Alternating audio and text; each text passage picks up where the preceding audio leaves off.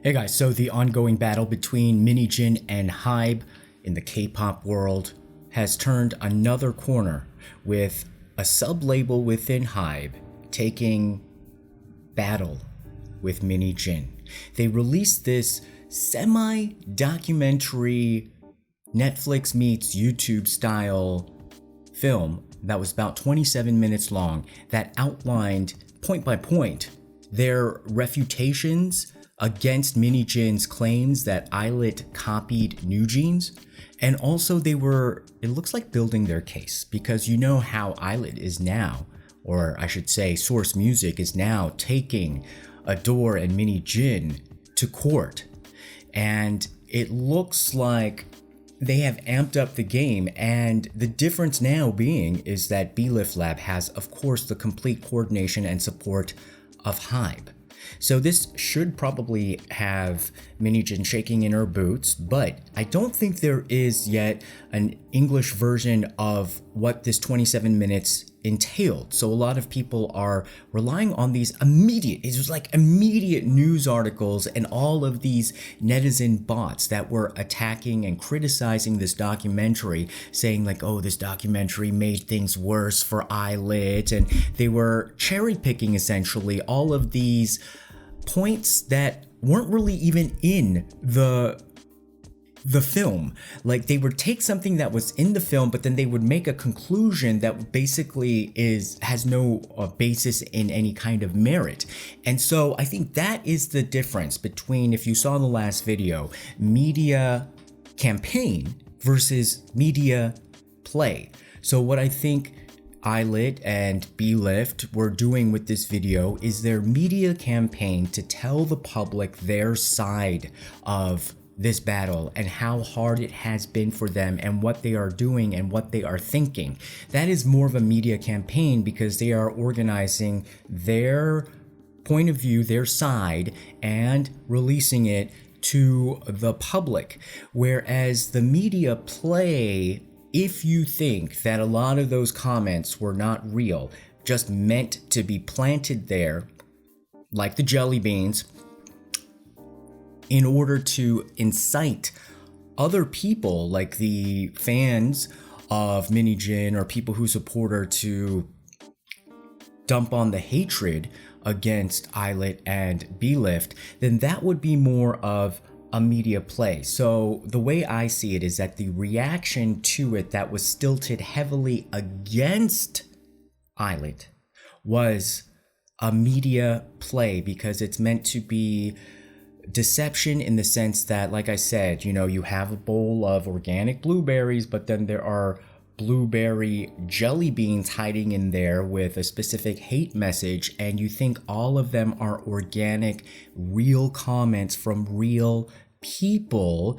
if you believe a media play occurred. So we're going to get into what exactly this 27-minute long documentary gave to the public, which I think was a really good job. And it was more high level, more intellectual. I mean, not that intellectual, okay? Like, we're not reading books. But it was very measured. It wasn't crying and all this kind of like dramatics. It was very on the point. But I think perhaps maybe the Bunnies didn't have the attention span to get to the end of it, because they were saying all sorts of comments that really is not based in the actual statements that the documentary made, or they probably didn't finish the end of their BTS Korean language book.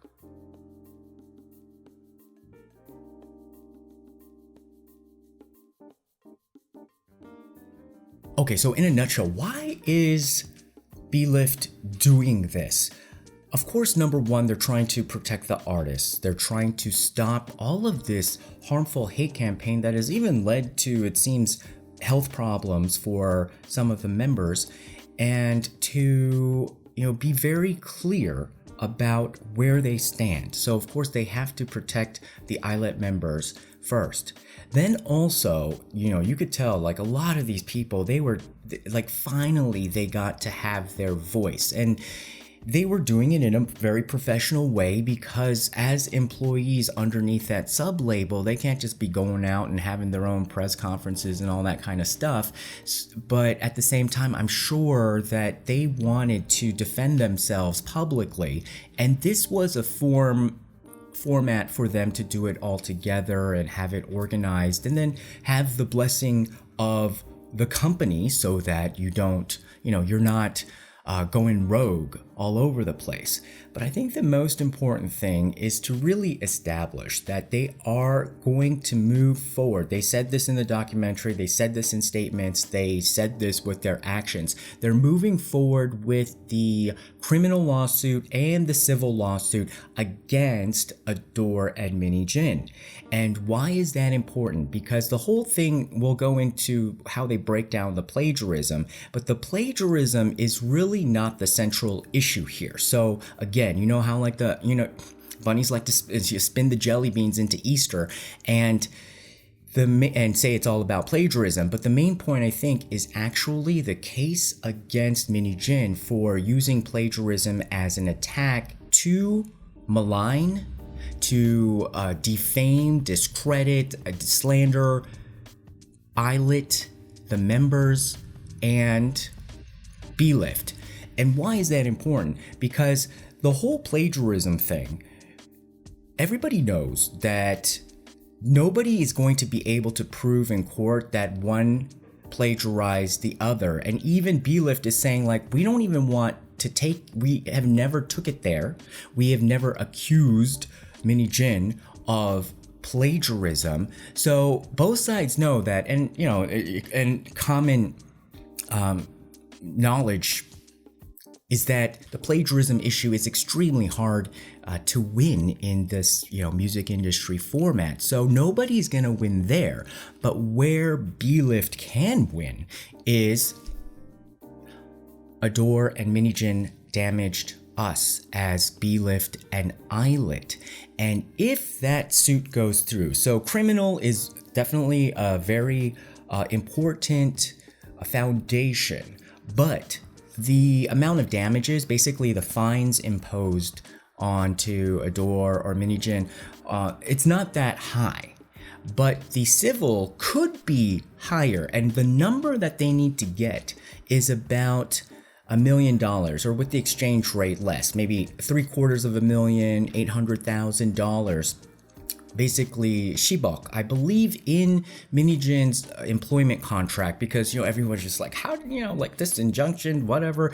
And we're looking at the legal strategy now of HYBE and the rest of the building, minus the 16th floor, on how to get her out of there. And one of the tenets in her employment contract about how she could be terminated is if she causes material damage, basically, damage, financial damage to Ador of in about $1 million. So if she causes some sort of shenanigans that hurts Ador to the tune of about $1 million, which basically would be like a lawsuit. So like if B-Lift wins and they're just like, we've calculated the damages, and maybe they'll even say it's like $5 million, and then maybe the judge will be like, well, we've seen, we're crossing out some things and we'll get to about $1 million. If they can get to $1 million, then that should trigger a loss at Ador, especially if there's a criminality attached to it. Then that would be a very simple, clear-cut violation of her employment contract, and that is probably one of the legal plays that HYBE is trying to see if it can play out. Because HYBE now is there's probably going on like, okay, you pulled one, we're gonna pull 10,000. Like it's like one of those battle charts on the field. They're gonna run many different attack battle formations and patterns and all this kind of stuff. And so I think B-Lift is one important battle in this war, and it might be a battle that can lead to a situation where Min Hee-jin gets terminated. So I think in a nutshell, that is the most important part. But if we're going to be talking about the plagiarism and stuff, it's very important to know that towards the beginning and at the end, B-Lift stressed that they are not making any claim that Min Hee-jin used any kind of plagiaristic activities to create new jeans. What they are upset about is how Min Hee-jin is using claims of plagiarism against them, hurting them, and not even really like, they're not really the main focus of her overall plan. You know, basically they are like the stepping stone or something getting in the way, or a useful portion of her overall strategy. It's accused, you know, basically HYBE is accusing her of trying to create all of these tactics that would hurt HYBE and its subsidiaries so that she can be able to steal a company and an artist. And so they're going through the accusations against them because they're saying that it hurts them, it doesn't make sense, and because people are believing it, it is giving sanction, it is giving the permission to all of the haters online and probably even live to go against Illit. So what they're saying essentially, they even use the word chishi. Remember I brought up that word chishi, like, you know, order from the top. You know, if Min Hee-jin is at the top, they're trying to, it seems like they're trying to build this little bit of legal case that these haters' comments, even though it's not from her fingers, is a result of a direct order from her. And so who's to say? Yes, but I mean, that's basically for the judge to decide. But what they're trying to do is go through now some of the claims against them to show how they are extremely false and just are used as a weapon. Of course, in the telling of this, you can see like their frustration, how they even said, like, you know, I've worked in this industry for so long, I didn't even know how to react to this. So, you know, you may, yes, of course, you know, I mean, entertainment business, a bit tough, but these people came off across as more the gentle ones. And I would say definitely, like in any entertainment company, they're the real kind of like, woohoo, real big exhaust pipe, and then they're the kind people that work there. And these people seemed a little bit more on the gentle side, especially when they said like, oh, I didn't know how to respond. I was like, you didn't know how to respond to this? Okay, well, I guess that's the difference for not being, you know, coming up in one of the big three labels. Anyhow, so they came off very genuine. They came off very sincere. And they even went so far and say, like, you know, we voluntarily, this is a dig at her laptop that she hasn't given in. She said, we voluntarily offered to give all of our digital data, you know, our email records, the cloud data, the messaging platform, so that you can check to see if we ever had a conversation about anything about like saying we're going to copy New Jeans or benchmark New Jeans or like use New Jeans concepts or like lift all of these things from New Jeans. They said like that never happened. So, and you can check it, you know, and we're allowing definitely for HYBE to be able to verify, you know, like all this, you know, whether we were chatting about, you know, hatching a plot to copy New Jeans. They said that was ridiculous. And a lot of these artists that they interviewed and the staff members seemed like they were very offended that their hard work and sacrifice, because, you know, they'd be working hard and sacrificing and, you know, talk about slave contract, not saying that they are slaves or whatnot, but in general, working in the entertainment industry, you sacrifice a lot. Almost everybody is a slave. So if you really want to talk about like who in that building actually does work like a slave, you can kind of see like a lot of these people, they were really offended because the after the day is done, you know, they have their, you know, artistic product and their, you know, feeling of accomplishment, and she took that away. So again, Belief says that nobody's copying anybody. They just all share like this common K-pop vocabulary, you know, vocabulary in the sense of when you make pop music, you know, you're kind of in the same category. You know, are you gonna blame Martha Stewart for cooking an artisanal bread and saying that she's copying some other bread maker? You know, like if you're baking bread, some of the bread's gonna, crunch the same, chew the same, have the same shape. And so they're saying that, we're kind of like all in the same bucket, but then, appears like there's one big crab that doesn't want to go with the clam bake. And so they said that the first weird thing was the hairstyle. The hairstyle accusation that they were copying hairstyles. And so if this is true, then Cindy at Supercuts better be like shaking in her boots for giving her customers the same 5 haircuts for the past 20 years. Because like, how are you supposed to say like, oh, they're copying our hairstyle when hairstyles have trends that are ubiquitous? And a lot of this stuff that comes out in terms of the styling is done by the hairstylist or the makeup artist or the style coordinators, and they follow the trend, and they don't want to make you look like you back from 20 years ago, unless it was like somewhat deliberate if you're doing like that Y2K concept like they did. But even that's a trend now. And so what, you're gonna like tie the hands of every hairstylist and say like, sorry, before you open those scissors, you better check. They just said like, we don't even know how to even respond to something like hair. And then they said that, the concept, and a lot of there was like one article saying like, well, why don't they open up their books about their, concept? Well, they did open up their PowerPoint, and in the beginning, they were just trying to stress in the beginning as a corporate concept at B-Lift, they did not want to be New Jeans. Like, that was the point. And so you can see how this point was manipulated, where they do not want to be New Jeans, they do not want to be Blackpink, and they do not want to be one other group. And so, and they gave like a tagline for, what the general mood or the vibe for each group was. And so Blackpink is sort of like, perfection, and kind of like the cool kids. And then for New Jeans, yeah, it was a little shady.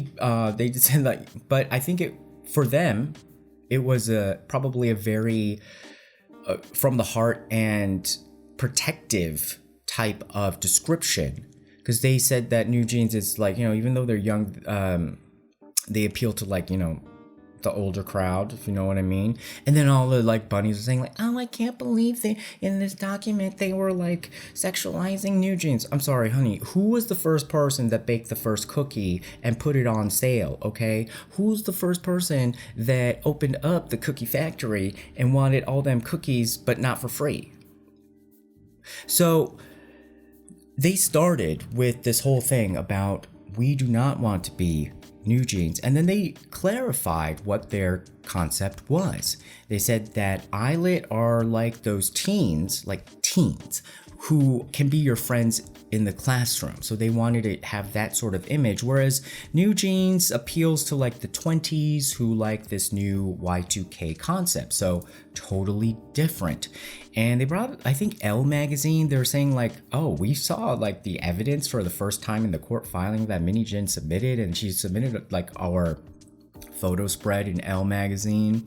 And she said that, oh, they copied. But they said like, you know what, like Elle Magazine selected that concept. Elle Magazine did the styling. We had no say in that. We let Elle Magazine do it. And so now Min Hee-jin is like dragging in Elle Magazine into this fight. And so I wonder how they feel like being besmirched like this. And what about the stylists on Elle Magazine? All those people who put in all the work over there. And now they're being publicly portrayed of like they didn't do any of the work, like it was all B-Lift who controlled the magazine. I'm sorry, but like that magazine would never say like, oh yeah, the label did all of our work for this magazine spread. No, the magazine people do the magazine spread. So more clarification on the Illit brand identity. They call it the teens girl core cute concept, and they mix in sneakers with lace, to be very cutesy. So it's sort of like, I guess, like maybe like a porcelain doll meets like, your kid going to Target. And they wanted to make it accessible for teens. Like, it's like your friend at school, and the styling concepts, they're not going to be like, super high fashion. They're going to be like, if you want to be inspired by Illit, they're very accessible type of fashion choices.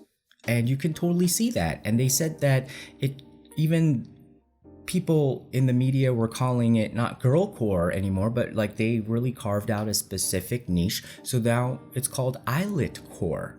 Then they went to who I wanted to hear from the most is the choreographer, because I was thinking like, ooh, if there's anybody who is fuming the most in there, it's probably the choreographers, or they call them the performance directors, the people who come up with the dances and stuff like that. I wanted to hear from them. So we heard from the B-Lift choreographer. Not sure if they, shared choreographers, but that I do know, like in Korea, like the whole dance community is a community. So, there's a lot of, people who know each other, work with each other. So that's how like a Korean dance, kind of like trend or a certain practice evolves, because, or in any country, the group of artists, they're all following some sort of zeitgeist in a way. They're doing their own thing, but just by the very nature of the artistic inspiration from each other, and then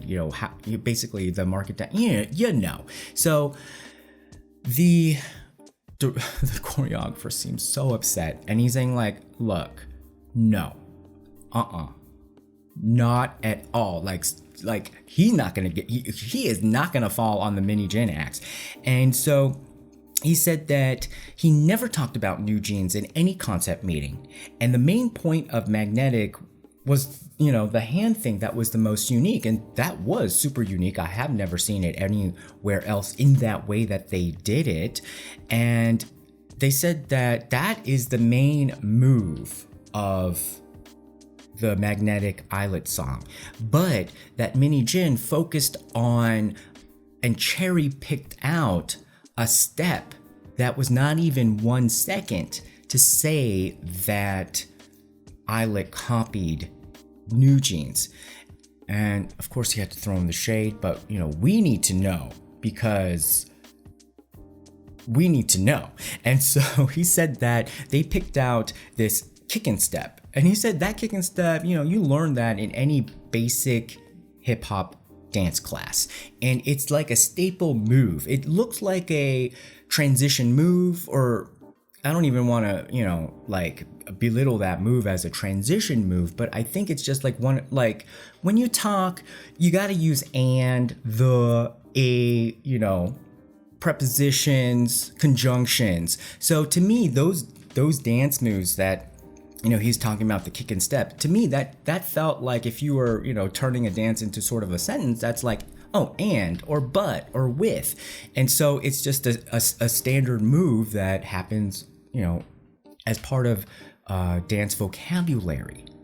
And so he said that, even the McDonald's ad, they were say that New Jeans or Ador or Min Hee-jin was saying that we copied their choreography from the McDonald's ad that New Jeans did, and he was basically saying, sorry, I don't go as far as watch other groups' commercials, and certainly not copy from them. And specifically, this thing that caused a lot of controversy, I'm glad he broke it down, because he says that's kind of a very standard thing as well, doing the hands, and he described it aesthetically like it's supposed to be sort of like aesthetic, cute, but also sexy, but also like it fulfills a lot of functions, so you see a lot of people do it. But he said that Illit did it more as a wave, so they continued it down, but that New Jeans just kind of kept it up here and did a kick step. And again, in a previous video when we showed how that like 1990s Bollywood musical was doing this, The watch the steps by New Jeans. That looks more of like almost like a direct copy of a Bhangra style dance with the kick stepping and just like keeping your hands up and kick stepping is much more Bhangra. Now with Illit, when they were doing this kind of a wave thing, honey, that's more K-pop. So I want to hear from now the New Jeans choreographer.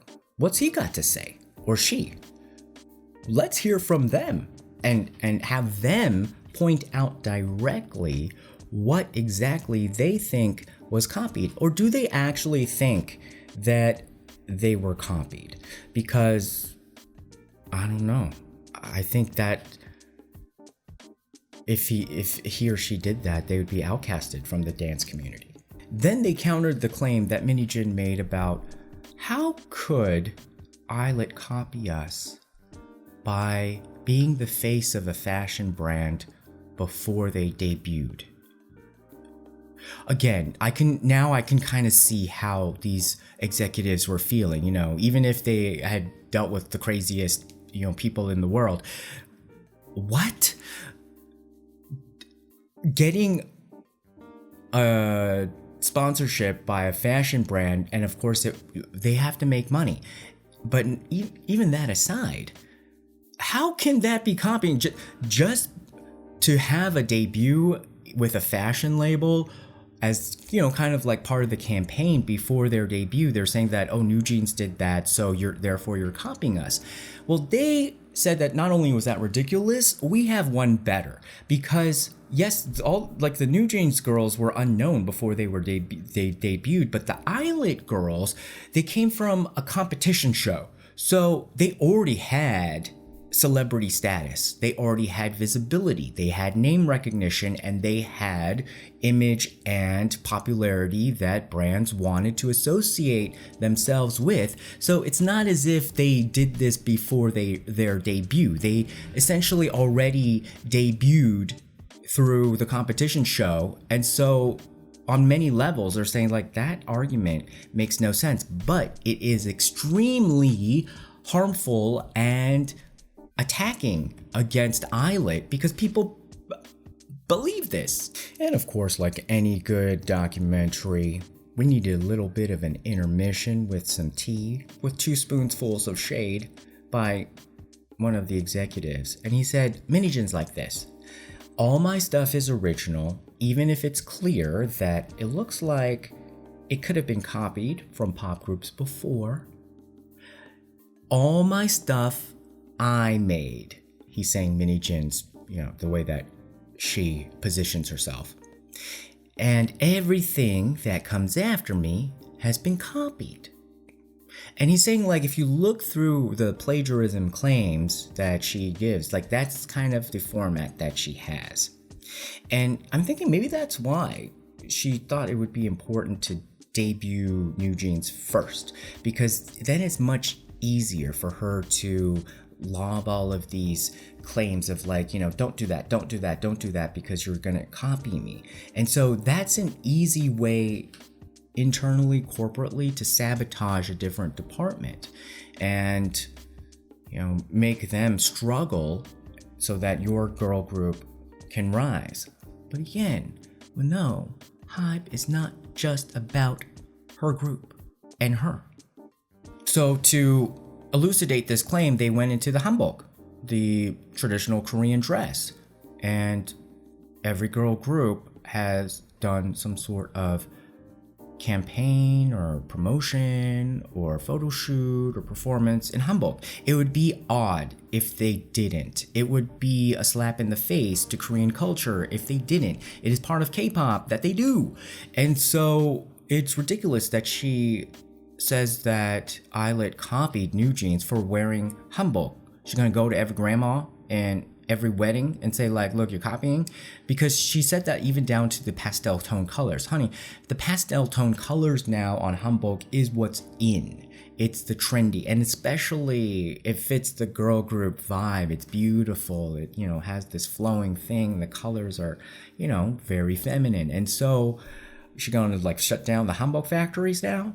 And Belift took it one step further. They said like, look, you know, that performance in front of the Korean Palace with, new jeans in hanbok. How can that be, under her definitions, not be copied or inspired by BTS's performance? So now they're going into, let's take a look at what she did. And they didn't really even put like voiceover. They just let the images speak for themselves. So they brought up all the copying montages that, you know, y'all on the internet have dug up, and said that, look, this stuff looks copied. So they're flipping it on her, and they're kind of doing what she, you know, her language. Like, we're not saying she's copying though. Look at all this stuff that looks copied, and then they go, but we're not saying she copied. So this is why I think this whole plagiarism issue is not really the main issue, because right afterwards after they said that we don't think she plagiarized, we're more concerned about how she's using plagiarism accusations to hurt us. And to conclude the video, they were talking about like, how do we move forward? And they were saying like, look, at her second press conference, you know, she was saying that we need to stop talking about the kids. You know, we need to resolve things and not talk about them anymore. And they're like, oh wait, hold up, wait a minute. You go and drag our names through the mud, and then you don't even want us to have the opportunity to defend ourselves because you're going to be labeling it as like, oh, we shouldn't bring up the kids anymore. You know, we should just come to kumbaya. And they're like, no, thank you.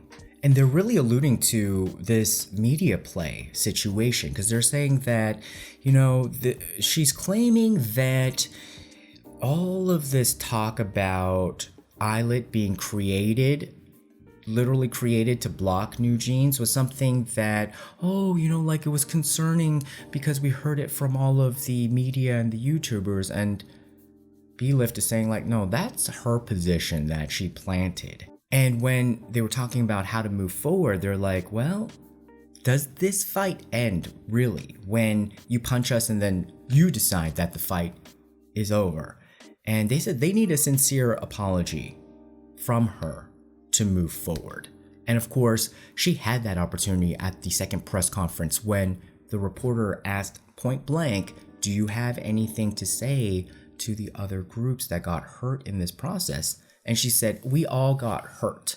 And she did not apologize. So they need a sincere apology. And they also said, the one who did wrong must face punishment. And from there, we can think about how we can start things again. All right, guys, what do you think? Did you see the video? And what do you think? And put your comments below. Remember to like, share, and subscribe. See you again next time. Bye-bye.